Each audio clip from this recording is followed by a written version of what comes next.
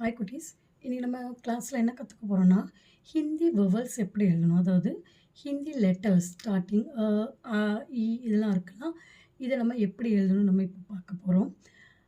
அது ஃபர்ஸ்ட் வந்து நீங்கள் என்ன பண்ணுங்கன்னா, ஃபர்ஸ்ட் ஒரு த்ரீ மாதிரி வரைஞ்சிக்கோங்க. ஏன்னா சின்ன பிள்ளைகளுக்கு அப்போ தான் புரியும்.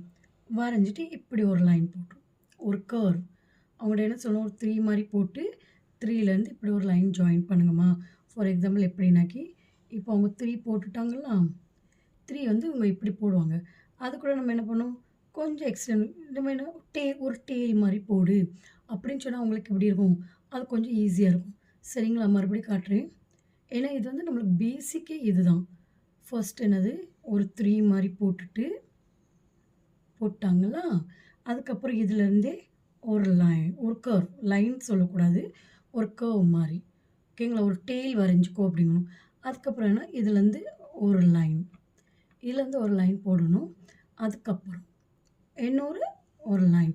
நீங்கள் எப்படி சொல்லிக் கொடுக்கலாம், ஒரு த்ரீ வரைஞ்சிருச்சு, ஒரு கர்வ் போடு, ஒரு ஸ்லீப்பிங் லைன், தென் ஒரு ஸ்டாண்டிங் லைன் போடுமா.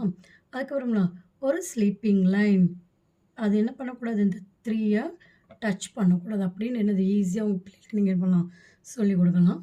இப்போ இது வந்து நம்மளுக்கு ஒரு லெட்டர் ஃபார்ம் ஆயிடுச்சு. என்ன ஃபார்மாக, என்னது, ஒரு த்ரீ போட்டு ஒரு கர்வ் போட்டு ஒரு sleeping line, standing line and sleeping line. இது வந்து நமக்கு லெட்டர்ஸ் என்ன ஆயிடுச்சு, ஆயிடுச்சு.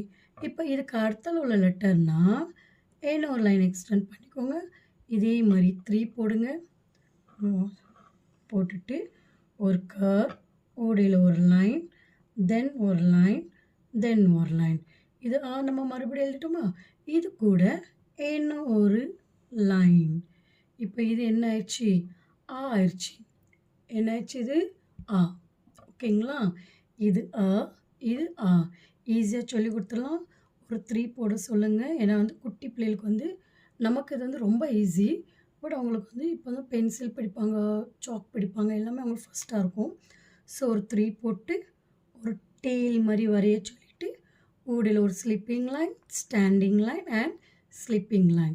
தென் அது பக்கத்தில் இன்னொரு லைன் போட்டால் என்னது, அது இது இது நம்ம தமிழையும் ஹிந்தியும் மிக்ஸ் பண்ணிடக்கூடாது.